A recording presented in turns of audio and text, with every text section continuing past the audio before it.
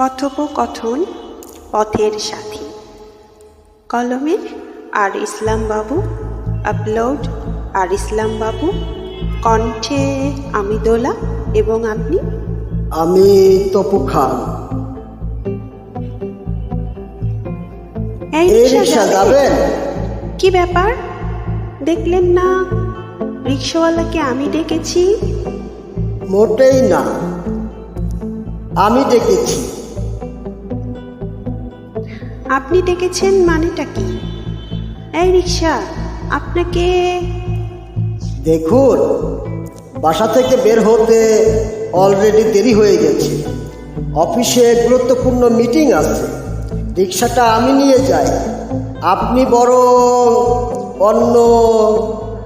সকাল 9:45 ক্লাস। ঠিক আছে, যান।